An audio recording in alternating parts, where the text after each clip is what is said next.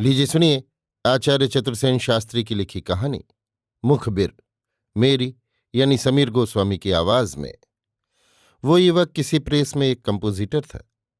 अत्यंत गरीब, सीधा और थोड़ा पढ़ा, देखने में दुबला पतला, अभद्र, असभ्य सा। बातचीत में भीरू, जीवन में लापरवाह। दिल्ली की बम फैक्ट्री के उद्घाटन का उल्लेख तो भारतीय विप्लव के इतिहास में एक महत्वपूर्ण बात है, परंतु इस हुतात्मा को शायद किसी ने जाना भी नहीं।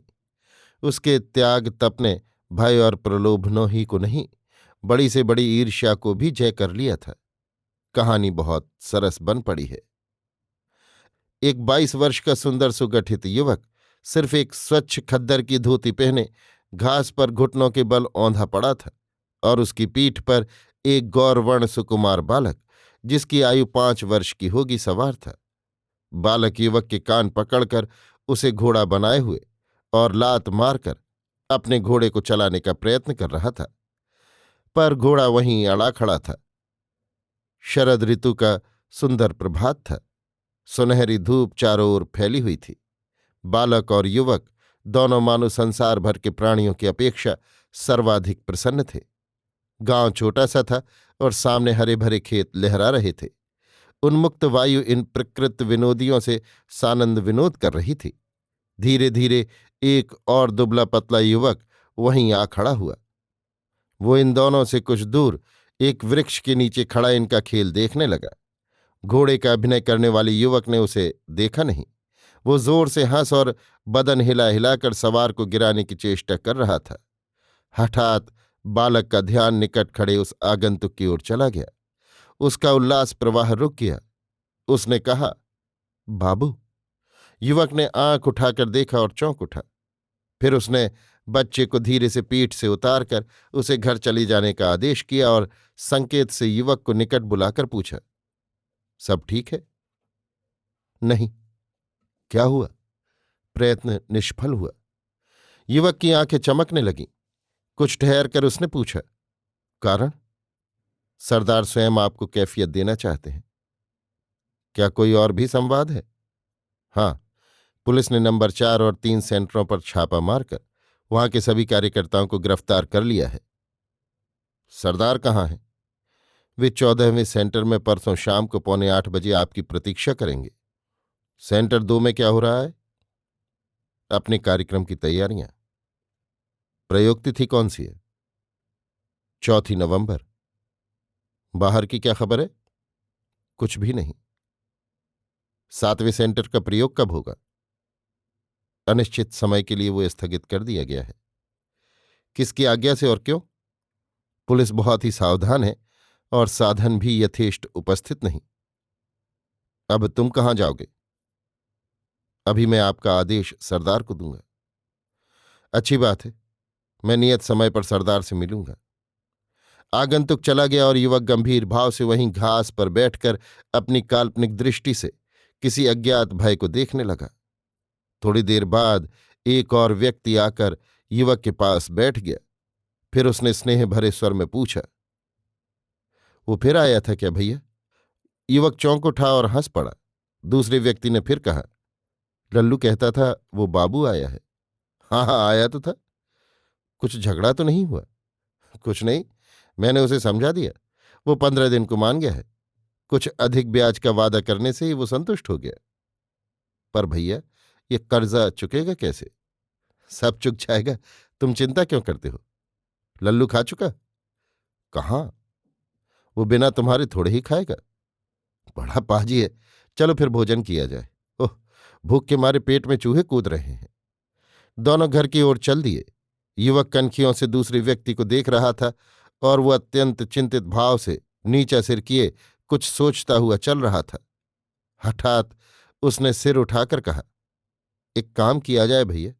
वो गया किधर है? मैं उसे दौड़कर बुला लाता हूं। क्यों, क्या करोगे? घर में 1-2 गहने हैं, उन्हें बेचकर इसका रुपया अभी दे दिया जाए। इस समय तो बला टल ही गई, फिर देखा जाएगा। इस वक्त चिंता न करो। तुम क्या कुछ कम चिंतित बैठे थे? मैं मर जाऊंगा पर तुम्हें और लल्लू को कभी उदास नहीं देख सकता। युवक ने एक बार जी भरकर अपने इस पतले दुबले मित्र की ओर देखा। बड़ी कठिनाई से उसने अपना उद्वेग और आंसू रोके। फिर थोड़ी देर बाद वो अस्वाभाविक रूप से हंस पड़ा। उसकी हंसी से वो व्यक्ति भी हंस पड़ा और पूछा, इतनी जोर से क्यों हंसे? तुम्हारे भोलेपन पर। क्या तुम मेरी बात पसंद नहीं करते? हरगिज नहीं। भाभी की चीज लेने का भला हमें क्या अधिकार है? घर निकट आ गया और बालक ने चिल्लाकर कहा, छोटे चाचा, देखो, ये मेरा नया कुर्ता। ये कहाँ पाया? अरे पाजी, इसे तो मैं पहनूंगा। युवक ने बच्चे को गोद में उठा लिया। इसके बाद तीनों प्रेमी मिलकर एक साथ भोजन करने बैठे। युवक का नाम और व्यवसाय बताने की आवश्यकता नहीं। उसके मित्र का नाम था हरसरन दास। इसकी आयु थी लगभग 35 वर्ष। एकाध बाल पकने लगा था। शरीर का दुबला पतला भद्दा सा आदमी था। बच्चा इसी व्यक्ति का एकमात्र पुत्र था। बच्चे की माता हरसरन दास की दूसरी पत्नी थी। वो सुंदरी, चुस्त और अत्यंत विनोदी स्वभाव की स्त्री थी। युवक न इसकी जाति का था न बिरादरी का। वो एक अनाथ बालक के तौर पर इस गांव में अल्पावस्था में आया और यहीं बड़ा हुआ था। बीच के 7-8 वर्ष उसने दिल्ली में व्यतीत किए थे। इन 7-8 वर्षों का उसका गोपनीय इतिहास कोई नहीं जानता। लोग तरह तरह के अंदाज लगाया करते थे। कोई कहता था वो कॉलेज तक की पढ़ाई पास कर चुका, कोई कहता वो बड़ा कारोबारी हो गया है। पर युवक सिवा 10-5 दिनों के लिए बीच बीच में गैर हाजिर हो जाने के अपने कारोबार के संबंध में कुछ प्रमाण नहीं रखता था। अलबत्ता वो गांव भर में प्रिय और आदरणीय अवश्य माना जाता था। वो सबकी सब प्रकार की सेवा करता। उसका चरित्र निर्मल और उच्च था। उसकी भाषा संयत, विनम्र और स्वभाव अत्यंत सरल था। गांव वाले उसे मानते, प्यार करते और आड़े वक्त उसी से सलाह मशवरा भी करते थे। हरसरन पर उसकी योग्यता, देशभक्ति, त्याग और चरित्र का काफी प्रभाव था। हरसरन के बच्चे और इस युवक का प्राण तो एक ही था। वो और उसकी स्त्री दोनों ही युवक की मानो पूजा करते थे। युवक का घर नहीं, कुटुंब नहीं, सगे संबंधी नहीं। वो हरसरन के ही घर रहता, वहीं खाता सोता था, मानो वो उसी घर का व्यक्ति है। गरीब हरसरन तन मन से युवक के सुख दुख का ख्याल रखता था। भोजन के बाद युवक ने कहा, देखो भाई हरसरन, आज मेरा शहर जाने का इरादा है। क्यों? एक नौकरी लग रही है, अब शायद वहीं रहना हो। कितने की नौकरी है? 50-60 तो मिल ही जाएंगे। बस इतने ही? नौकरी आराम की भी तो है। क्या सरकारी है? राम राम, क्या मैं सरकारी नौकरी करूंगा? वही तो। फिर चलो हम भी शहर चले, वहीं कुछ काम धंधा देखभाल लेंगे। तुम भला वहां क्या धंधा करोगे? हम तुम्हें जरा भी कष्ट न देंगे, अपने लिए कोई काम ढूंढ लेंगे। क्या कोई नौकरी नहीं मिल जाएगी? नहीं, ऐसा ना होगा, तुम झंझट में पड़ जाओगे। तुम यहीं मौज करो, मैं बराबर आता रहूंगा। परंतु हरसरनदास की पत्नी ने आकर आग्रह भरे स्वर में कहा, वहां कहाँ खाओगे, कहाँ रहोगे? फिर लल्लू तुम्हारे बिना यहां कैसे रहेगा? बहुत वाद विवाद के बाद दूसरे दिन चारों प्राणियों ने कूच कर दिया और दिल्ली के एक मोहल्ले में साधारण सा मकान किराए पर लेकर रहने लगे। हरसरनदास किसी कपड़े की दुकान में 20 रुपये मासिक का नौकर हो गया। यहां रहते इन लोगों को 2 मास व्यतीत हो गए। हम नहीं कह सकते कि युवक ने कुछ वेतन लाकर हरसरन के हाथ पर धरा या नहीं। हाँ, इतना हम जानते हैं कि अब भी हरसरन ही युवक को खिलाता और अपने घर में रखता है। आधी रात व्यतीत हो रही थी। चारों ओर अंधेरा छाया हुआ था। थोड़ी वर्षा हो जाने के कारण ठंडी हवा चल रही थी। आज युवक अभी तक नहीं आया था। बच्चा उसकी राह देखते देखते सो गया था और दोनों स्त्री पुरुष बिना खाए युवक की प्रतीक्षा कर रहे थे। इधर कई दिनों से युवक का समय पर आना नहीं हो रहा था। वो बहुत व्यस्त और चिंतित भी रहता था। हरसरन बहुत चेष्टा करने पर भी उसके हृदयगत भावों को नहीं जान सका था। पर वो इतना जरूर समझ गया था कि कुछ भारी भेद अवश्य है। मेरा ये मित्र किसी असाधारण काम में जुटा है, पर वो उस पर इतनी भक्ति रखता है कि वो बिना भेद जाने ही उसका सहायक और समर्थक बन गया। आधी रात बीतने के बाद युवक आया। उसने धीमे स्वर से कहा, हरसरन, भाभी को दूसरे कमरे में भेज दो, अभी कुछ दोस्त यहां आएंगे। एक मित्र बहुत घायल हो गया है। हरसरन लपक कर व्यवस्था करने लगा। क्षण भर ही में दो व्यक्ति एक अल्पवयस्क युवक को पीठ पर लादे भीतर घुस आए। वो बेहोश था।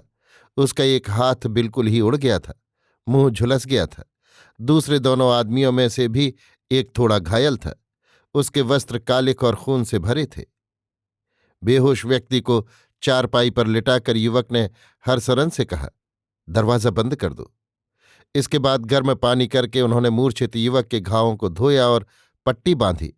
दूसरे घायल की भी पट्टी आदि बांधी गई।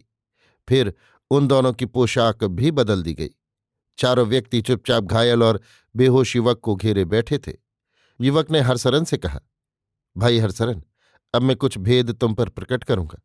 क्या तुम सुनने को तैयार हो? हरसरन इसकी प्रतीक्षा ही में था। उसने कहा, फिक्र न करो, मुझे क्या करना होगा कहो। भाई हरसरन, तुम्हारी स्त्री बच्चे हैं, इस कारण मैंने तुम्हें अलग ही रखना ठीक समझा था, पर अब तुमसे कुछ छिपाना मैं पाप समझता हूं। परंतु देखो, भाभी को कुछ भी न मालूम होना चाहिए, समझे? ऐसा ही होगा। तब सुनो, तुम अखबारों में बम, खून खराबी, गोली, पिस्तौल और डाके आदि की घटनाएं पढ़ा ही करते हो। हाँ हाँ, उस दिन हम ही लोग वो सब करते हैं। मुझे भी शक था भैया, मगर सुनो, मैं सबका प्रधान हूं। देश भर में सैकड़ों हमारे सेंटर हैं। हमने इस शैतान अंग्रेजी राज्य सत्ता को जड़ से उखाड़ने का सारा सरंजाम जुटा लिया है। हमारे पास रुपया भी बहुत जमा है। परंतु सुनते जाओ, तुम देखते ही हो कि मैं तुम्हारी कसाले की रोटी खाता हूं और एक पैसा भी मेरे पास नहीं रहता। ये धन देश का है, हमारा नहीं। इसकी एक पाई भी अपने काम में लेना हमारे लिए हराम है। यही हाल मेरे इन मित्रों का भी है। ये सभी कॉलेज के उच्च डिग्री प्राप्त बड़े बड़े खानदानी रईसों के बेटे हैं। चाहते तो बड़े बड़े अफसर बन सकते थे, बड़े चैन से दिन काट सकते थे, पर ये अपने गुलाम देश की आज़ादी के लिए करोड़ों भूखों और नंगों के पेट भरने और आबरू की रक्षा के लिए तन मन धन दे चुके हैं। किसी ने ब्याह नहीं किया है। दुख और मृत्यु इनके लिए कुछ नहीं है। जीवन का मोह ये त्याग चुके हैं। वेदना और प्रलोभन इनसे दूर है।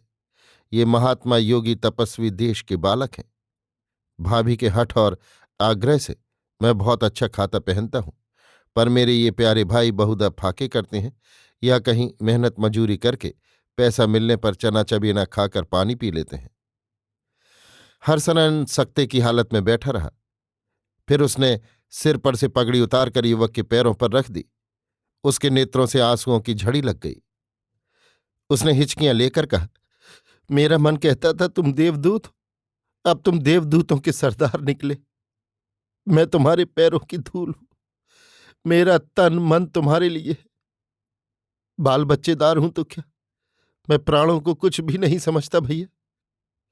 चाहे जब तुम सब के लिए मेरी चमड़ी हाजिर है, जूते बनवा लो। जहां तुम्हारा पसीना गिरेगा वहां मेरा खून गिरेगा। तुम देश के लिए और मैं तुम्हारे लिए। युवकों ने उसे छाती से लगा लिया। अब युवक ने कहा, जो वीर इस समय मृत्युशैया पर है वो एक साहसी रत्न है। वो मां का इकलौता बेटा है।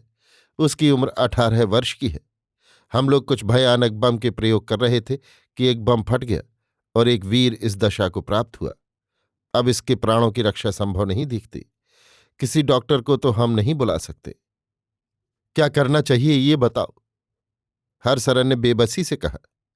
इतने में ही मूर्छित युवक ने जोर जोर से सांस लेनी शुरू की। एक युवक बोला, अब कुछ नहीं हो सकता भाइयों, हमारा ये वीर साथी जा रहा है। देखो, हुचकियां आने लगीं। वो युवक घुटनों के बल बैठकर रोगी की पट्टी पर सिर रख बालक की भांति फूट फूट कर रोने लगा। सभी के नेत्र भीगे थे। इधर घड़ी ने 3 बजाए और उधर युवक का प्राण पखेरु उड़ गया। एक युवक ने कहा, सरदार अब रोने से क्या होगा? अभी 3 बजा है, अभी बहुत काम करना है, साहस कीजिए। अब क्या करना होगा? हरसरन ने कहा, पहली बात लाश को हटाना है। दाह क्रिया तो संभव ही नहीं, तब बहा दिया जाए, यही होगा। पर जमुना जी तक लाश जाएगी कैसे? लाश को बक्स में बंद करना होगा। इस समय बक्स लेकर जाना भी निरापद नहीं। हरसरन बोला, ये काम दिन में होगा और वो मैं कर लूंगा। दिन में कोई भी न देख पाएगा। आप लोग अब सुरक्षित स्थानों में चले जाएं। अब और सुरक्षित स्थान इस समय नहीं है, कल संध्या तक हमें यहीं रहना होगा। मेरे इन मित्रों को संध्या की मीटिंग में भाषण देना है। आज तो सभा बंदी है, भाषण कैसे होगा? सभा अवश्य होगी और गोलियां भी अवश्य चलेंगी। तुम्हें एक काम करना होगा हरसरन भाई। कहो। सुबह ही भाभी को कुछ दिन के लिए मायके भेजना होगा। ये हो जाएगा। उसके साथ असबाब में मैं लाश को भी अनायास ही ले जाऊंगा। आज और कल दिन भर हम यहीं रहेंगे। कोई गैर आदमी ना आने पाएगा। हमारे साथ बहुत सा सामान भी होगा। मैं उस कमरे को खाली किए देता हूं। इसके बाद लाश की उपयुक्त व्यवस्था की गई और 6 बजते बजते तीनों युवक घर से बाहर निकले। इसके आधे घंटे बाद ही हरसरन एक बड़ा सा ट्रंक और कुछ सामान तांगे पर लाद स्त्री और पुत्र सहित एक ओर को चल दिया। तुम्हारा नाम क्या है? हरसरन दास। इसी मकान में रहते हो? जी हाँ। क्या काम करते हो? एक फर्म में नौकर हूं। तुम्हारे साथ और कौन है? मैं अकेला हूं। मेरी स्त्री अपने पिता के घर गई है। मुझे तुमसे कुछ बातें करनी है। कहिए। तुम्हारे वे दोस्त कहाँ हैं जो तुम्हारे साथ रहते हैं? अजी वही गोरे गोरे बाबू। असल बात यह है कि मैं तुम्हारे उन दोस्त का सहपाठी हूं। वे और मैं लाहौर में डीएवी कॉलेज में एक साथ पढ़े हैं। मैं दिल्ली आया था, सोचा मिलता चलूं। हरसरन को विश्वास नहीं हुआ। उसने अन्यमनस्क होकर कहा, मुझे कुछ भी मालूम नहीं वे कहाँ हैं। ये तो बड़े ताज्जुब की बात है। क्या उनके जल्दी लौटने की उम्मीद भी नहीं? नहीं। इतना कहकर हरसरन दास उठ खड़ा हुआ। उसने कहा, मुझे अब काम पर जाना है। आगंतुक ने सर्प की समान दृष्टि से उसे घूर कर कहा, तुम्हारे दोस्त किस कोठरी में रहते हैं? उसे मेरे लिए खोल दो तो मैं उनके आने तक उनकी प्रतीक्षा में ठहर जाऊं। मेरे पास चाबी नहीं है। मगर उनकी कोठरी कौन सी है? यहां उनकी कोई कोठरी नहीं है। वे यहीं तो रहते हैं। यहां वे नहीं रहते। तब कहाँ रहते हैं? मैं नहीं जानता। अब आप जाइए, मुझे देर हो रही है। आगंतुक ने हंसकर कहा, तब तुम मुझे पहचान गए दोस्त। क्यों? आप कोई हो, मुझे इससे क्या सरोकार है? खैर, अब जान ही गए हो तो ये बात मैं नहीं छिपा सकता है कि मैं घर की तलाशी लूंगा। मकान चारों तरफ से घेरा हुआ है। गड़बड़ न करना। मैं तुम्हें भी बादशाह के खिलाफ साजिश करने वालों में गिरफ्तार करता हूं। आगंतुक ने जेब से हथकड़ियां और सीटी निकाली। सीटी बजाई और एक कदम आगे बढ़कर हरसरन के हाथ में हथकड़ी डाल दी। हरसरन ने कहा, बुरा हो तुम्हारा। आगंतुक अपनी रोबदार घनी काली दाढ़ी से चमचमाते दांत निकालकर हंस दिया और हथकड़ी की चाबी घुमाते हुए बोला, अब जिसका बुरा भला होना होगा हो जाएगा। इसी समय 4 कांस्टेबल और पुलिस के एक इंस्पेक्टर कमरे में घुस आए। हरसरन को एक कांस्टेबल के सुपुर्द करके आगंतुक ने इंस्पेक्टर से कहा, 2-4 भले आदमियों को बुलाओ, मकान की तलाशी ली जाएगी। हरसरन ने चिल्लाकर कहा, बुरा हो तुम्हारा। शीघ्र ही 10, 20, 50 आदमियों की भीड़ इकट्ठी हो गई। तरह तरह की बातें और तरह तरह की भावभंगिमाएं होने लगीं। हरसरन हथकड़ियों से जकड़ा हुआ चुपचाप खड़ा था। किसी भी प्रश्न के पूछे जाने पर वो भरपूर वेग से चिल्लाकर कहता, बुरा हो तुम्हारा। तलाशी में बहुत से तेजाब, बम बनाने के खोल, बहुत से कलपुर्जे, तार, बैटरियां और धातुओं के टुकड़े बरामद हुए। हरसरन से अधिक उत्तर पाने से निराश होकर पुलिस उसे लेकर दल बल सहित थाने को चली गई। उस दिन के अखबारों में बम फैक्ट्री के भेद उद्घाटन की बड़ी लंबी चौड़ी भूमिकाएं छपीं। पुलिस की हिरासत में हरसरन दास निर्विकल्प बीज रूप पड़ा था। पुलिस के अफसर आकर गर्मी से पूछते, क्या तुम्हें किसी चीज की जरूरत है? तुम अपना बिस्तरा मंगा सकते हो। किसी से मिलना चाहो तो मिल सकते हो। पत्र लिखना चाहो तो वो भी कर सकते हो। छोटे अफसर आकर उसके पास बैठ जाते, पूछते, कहो अब तुम्हारे वे बदमाश दोस्त कहाँ हैं जिन्होंने तुम जैसे सीधे सादे गरीब आदमी को फंसाया? हम जानते हैं कि तुम बेकसूर हो, पर भाई तुम इसका सुराग दो। सांस गांस बताओ तो कुछ पता चले। हमारा काम अपराधियों को पकड़ना है, भले मानसों को सताना नहीं। देखो भाई, पुलिस को लोग नाहक बदनाम करते हैं कि आसामियों को सताती है। क्या तुम्हें कुछ तकलीफ दी? तुम चाहे जिससे मिलो, पत्र लिखो, खाओ पियो, अपने कपड़े मंगाओ, तुम्हें छुट्टी है। ये सारी बातें हरसरन मानो पत्थर की मूर्ति की भांति सुनता हुआ जड़वत बैठा रहता और एकाएक गरज कर कहता, बुरा हो तुम्हारा। बड़े साहब और छोटे साहब भी यही जवाब पाते। डिप्टी सुपरिंटेंडेंट और खान बहादुर को भी यही जवाब था।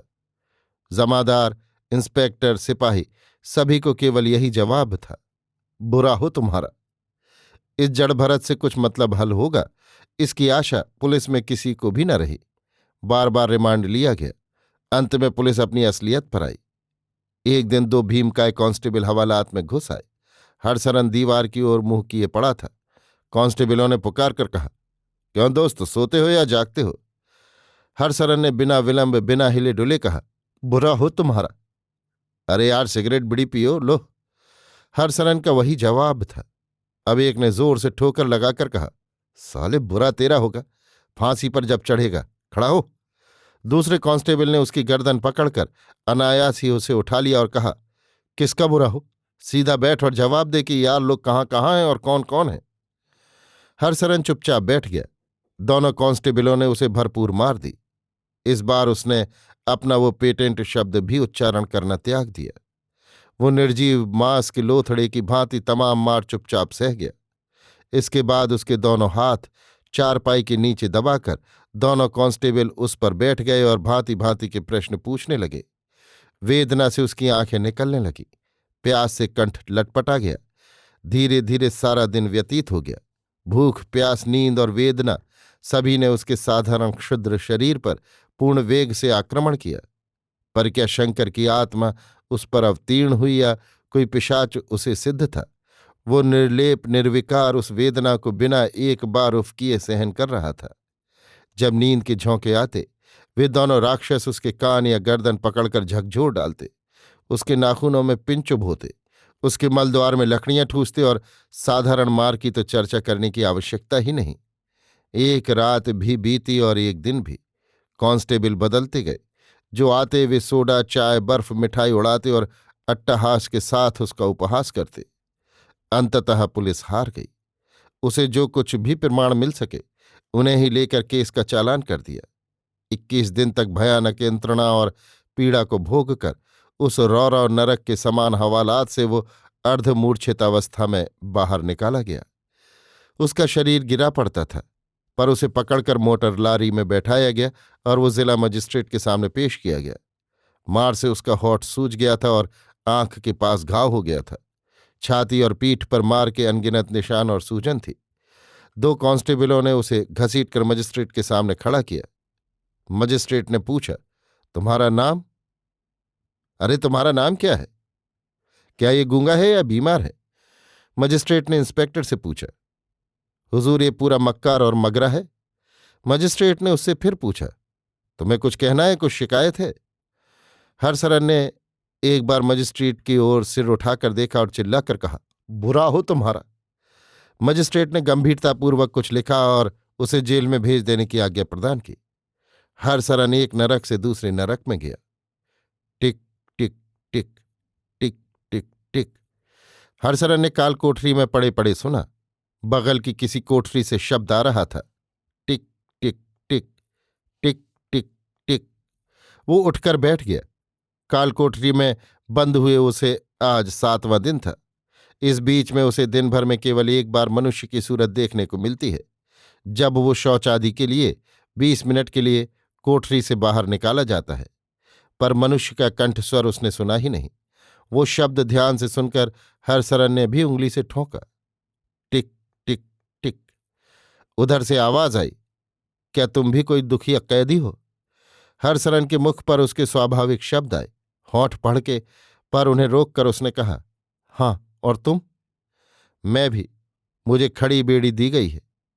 क्या तुम किसी राजनीतिक मामले में हो? हाँ, और तुम? मैं भी। तुम्हारा नंबर? 30। और तुम्हारा? 18। क्या तुम्हें बाहर का कुछ समाचार मिलता है? नहीं। और तुम्हें? मुझे मिलता है। मैंने चालाकी से काम लिया है। तुम कब से इस कोठरी में हो? 9 दिन से। और तुम? मुझे 4था दिन है। चुप, कोई आता है। तुम्हारा भला हो। हरसरन चुप हो गया। आधी रात बीत गई। जेल में सन्नाटा था।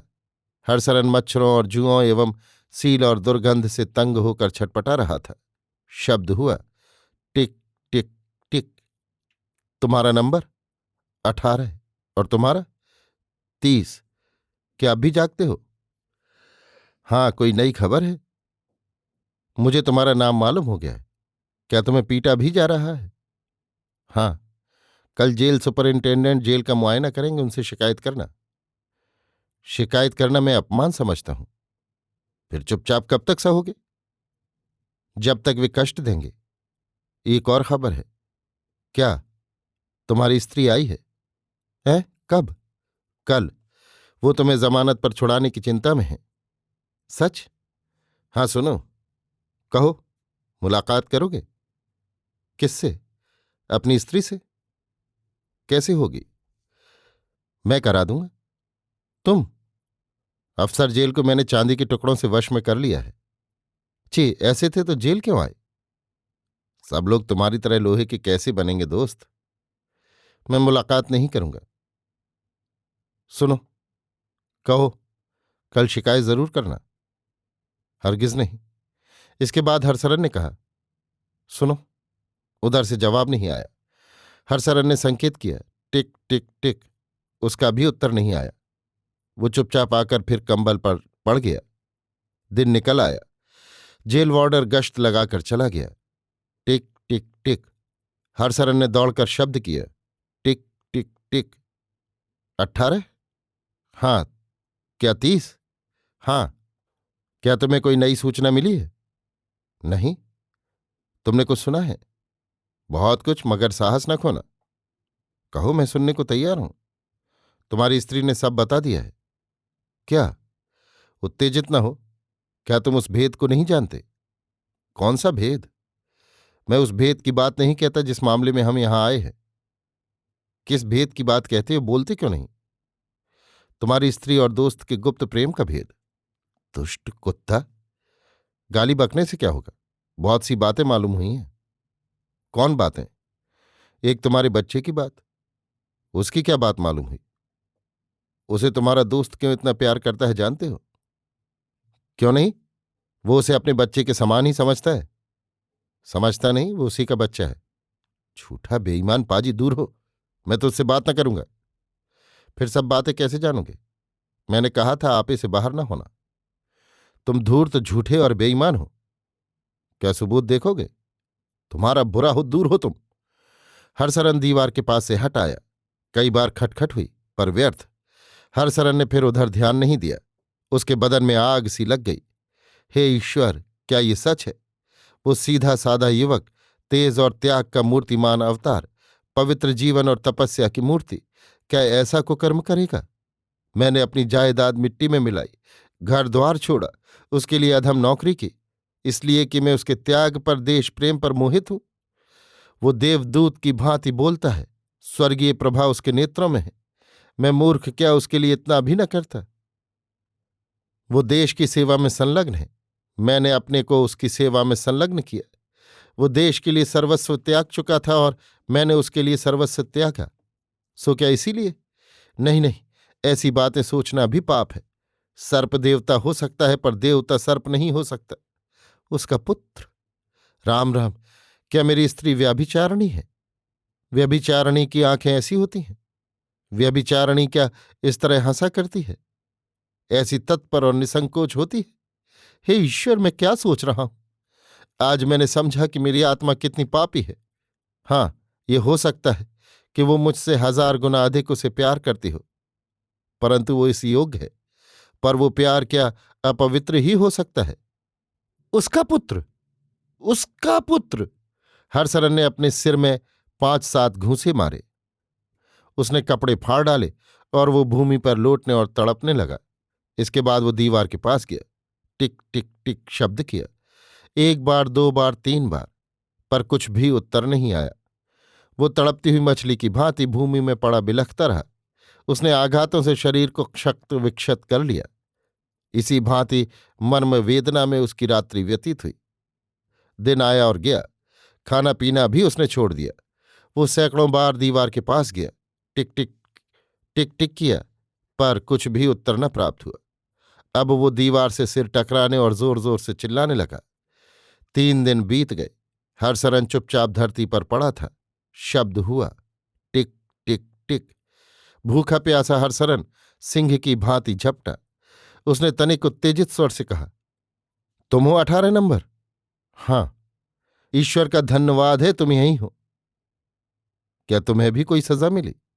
नहीं। तुम कहाँ थे? खड़ी बेड़ी पर लटका दिया गया था। क्यों? तुमसे बातें करने और खबर मंगाने के अपराध में। पर तुम झूठे हो। अभागे भाई, मालूम होता है तुम्हारा दिमाग खराब हो गया है।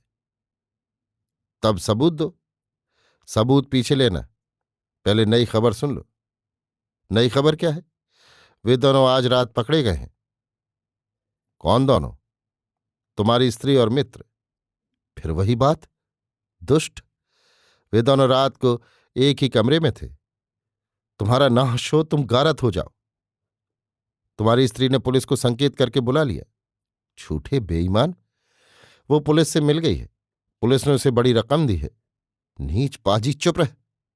अब आगे भाई, शोक है कि तुम्हारा दिमाग खराब हो गया है। तुम्हें बड़ी मर्म वेदना हो रही है। सुअर, मैं तुझे देखते ही जान से मार डालूंगा। कुछ चाहते हो? कुछ नहीं। कुछ मंगाना चाहते हो? कुछ नहीं। अब शायद हमारी मुलाकात नहीं होगी। क्यों? मैं आज ही रात को दूसरी जगह भेज दिया जाऊंगा, ऐसा प्रतीत होता है। और सबूत? सबूत देखना चाहते हो? नहीं, कदापि नहीं। जाओ, मुलाकात की कुछ जरूरत नहीं है। हरसरन वहां से हट आया। 2-3 बार टिक टिक शब्द हुआ। हरसरन ने वहां कान नहीं दिया। वो दोनों हाथों पर सिर रखकर औंधे मुंह पड़ा रहा। वो कुछ सोच रहा था। उसके मस्तिष्क में सारे शरीर का खून इकट्ठा हो गया था। वो मानो जेल की छत, आकाश, स्वर्ग, सूर्यमंडल, ब्रह्मांड सभी को भेदन करके ऊंचा और ऊंचा उड़ा चला जा रहा था। दिन निकल आया, पर हरसरन उसी दशा में पड़ा रहा। उसके कपड़े फट गए थे और शरीर क्षत विक्षत हो गया था। उसने 3 दिन से कुछ खाया न था। वो दिन भर यों ही पड़ा रहा। बीच में डॉक्टर और जेल के अधिकारी उसे देखने आए। वो किसी से कुछ बोला नहीं। धीरे धीरे रात हुई और वो क्रमशः गंभीर होती गई। फिर ध्वनि आई, टिक टिक टिक। हरसरन झपट कर वहां पहुंचा। तुम झूठे लबार, दुष्ट! आह, क्या तुम्हारा सिर बिल्कुल फिर गया है? शांत हो भाई, बहुत बुरी खबर है। क्या तुम्हें देखने डॉक्टर नहीं आया? कौन सी खबर है? कहो कहो। वो कहने योग्य नहीं। कह, अरे दुष्ट, कह। मैं तुम्हारी गालियों का बुरा नहीं मानूंगा। ईश्वर तुम्हें शांति दे। क्या तुम उस खबर को सुन सकते हो? कह, अरे पाजी, कह। उसने स्वीकार कर लिया। किसने? क्या? कि वो तुम्हारी पत्नी का यार है और वो उसकी रखेली है। उसका नाश हो। अब चुप रहो। सुनो, एक बात कहता हूं। कुछ कहने की जरूरत नहीं है, भागो यहां से। सुनो भाई, मैंने एक निश्चय किया है। अब मैं नहीं सहन कर सकता। मैं अभी चला जाऊंगा। फिर अब मुलाकात नहीं होगी। जाओ जहन्नुम में। तुमने क्या निश्चय किया है? वही तुम भी करो। विश्वासघाती को मजा चखा दो। क्या? क्या? मुखबिर हो जाओ। हरामी, विश्वासघाती दूर हो। तब फांसी पाओ। जिसने तुम्हारे जैसे विश्वासी मित्र की स्त्री को बिगाड़ा, धोखा दिया, उसे तुम्हारी जगह में होता तो अवश्य फांसी पर लटकवाता। अरे झूठे, दूर हो। हरसरन वहां से लौट आया। कुछ ही देर बाद उसने शब्द किया, टिक टिक टिक। कोई भी उत्तर नहीं आया। अब वो बड़ी तेजी से उस छोटी सी दुर्गंधित कोठरी में चक्कर काटने लगा। उसकी आंखें फटी पड़ती थी, मुट्ठियां बंद थी और वो दांत मिसमिसा रहा था। वो जोर जोर से पैर पटकता फिरता था। एक बार गत 10 वर्ष का जीवन चित्रपट की भांति उसकी आंखों के सामने फिर गया। कैसे उसका विवाह हुआ था, कैसे उसने अपने मित्र से अपनी पत्नी की भेंट कराई थी। वे दोनों कितना शीघ्र घुल मिल गए। वे घंटों बैठे गप्पे लड़ाते थे। मैं काम पर जाता था, वे दोनों घर रहते। क्या ये संभव हो सकता है कि दोनों में बुरा संबंध हो? फिर जब बच्चा हुआ तो वो कहा करती थी कि इसकी सूरत तुम्हारी जैसी नहीं, तुम्हारे मित्र के जैसी है। क्यों? बच्चे? क्यों? हाय, ये मैंने कभी नहीं सोचा। सदा हंसकर टाल दिया। आज अब इसे समझकर ही रहूंगा। इसकी सूरत उसके समान क्यों है? और वो क्यों ये बात बार बार कहा करती थी? और क्यों वो उसे सदा इतना प्यार करता था? ठहरो, मैं अभी इसका मूल कारण समझ लूंगा। इतना कहकर वो जोर जोर से सिर में और छाती में घूंसे मारने लगा। इसके बाद उसने दीवार में टक्करें मारनी शुरू की और फिर वो बेहोश होकर गिर पड़ा। होश में आने पर वो कुछ क्षण चुपचाप पड़ा रहा, फिर उठकर बेचैनी और घबराहट में टहलने लगा। अब वो बड़बड़ा रहा था, मैं उसे मार डालूंगा, और उसे भी, मैं सभी को मार डालूंगा। विश्वासघाती, वंचक, चोर। इस बार उसने बड़े वेग से अपने शरीर को चीरकर कई घाव कर लिए।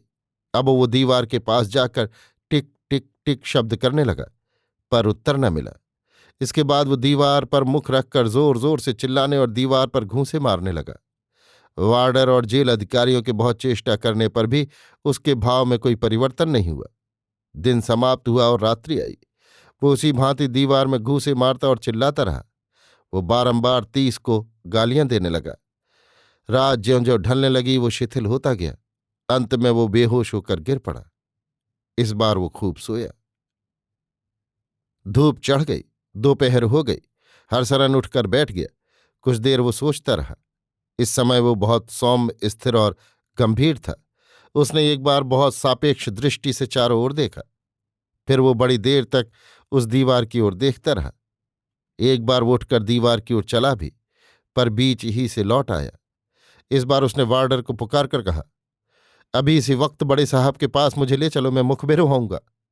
जेल में हलचल मच गई। फोन पर फोन खड़कने लगे। अधिकारी वर्दियां कसने लगे। वार्डर और सिपाही चुस्ती से नाकों पर खड़े हो गए। तमाम कैदियों को अपने अपने बारक में बंद होने का हुक्म दे दिया गया। रास्तों और दरवाजों की सफाई की जाने लगी। कुछ ही देर में पुलिस के उच्चाधिकारी, मजिस्ट्रेट और जेल सुपरिंटेंडेंट की मोटर जेल के फाटक पर आ लगी। भूखा, नंगा, पागल और सर्वांग में क्षत विक्षत हरसरन बाहर निकाला गया। वो चल नहीं सकता था। 2 सिपाही उसे सहारा देकर लाए। ऑफिस में आकर वो गिर गया। उसे होश में लाया गया। डॉक्टर ने कुछ शक्तिवर्धक दवा दी। जेल सुपरिंटेंडेंट ने उसे कुर्सी पर बैठाया। धीरे धीरे होश में आकर उसने चारों ओर देखा। वो कुछ बड़बड़ा रहा था। मजिस्ट्रेट ने पूछा, क्या तुम सरकारी गवाह बनकर शाही क्षमा चाहते हो? मैं मुखबिर बना चाहता हूं, मुखबिर। क्या तुम बयान दे सकते हो? तुम लोग क्या चाहते हो?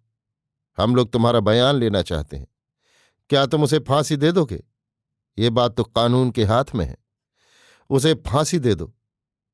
तुम जो कुछ जानते हो सब सच सच बयान कर दो। मुझे क्या मिलेगा? क्षमा।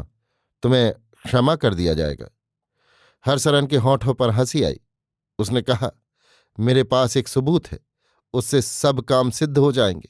मुझे घर ले चलो। मैं तुम्हें एक ऐसी चीज दिखाऊंगा जो कभी किसी ने न देखी होगी। अधिकारीगण ने परामर्श किया। पुलिस का दल तैयार किया गया। सभी उच्चाधिकारी साथ चले। मोहल्ले में सन्नाटा छा गया। लोग भीत चकित दृष्टि से इस प्रबल दल को देखने लगे। घर में ताला लगा था, उसे तोड़ डाला गया। घर के भीतर जाकर हरसरन पागल की भांति जल्दी जल्दी घर में घूमने लगा।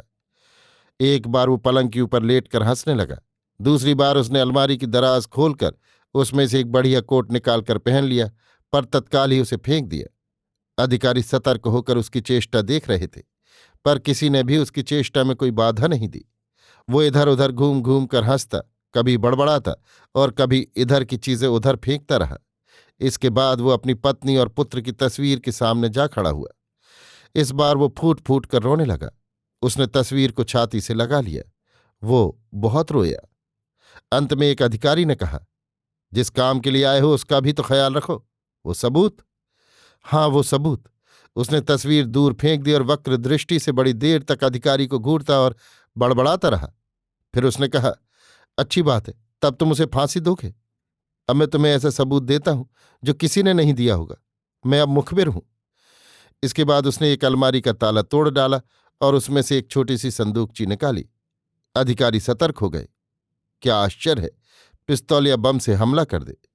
बक्स को तोड़कर हरसरन ने एक छोटी सी शीशी निकाली और उसे अधिकारियों को दिखाते हुए कहा, यह बड़ा भारी सबूत है।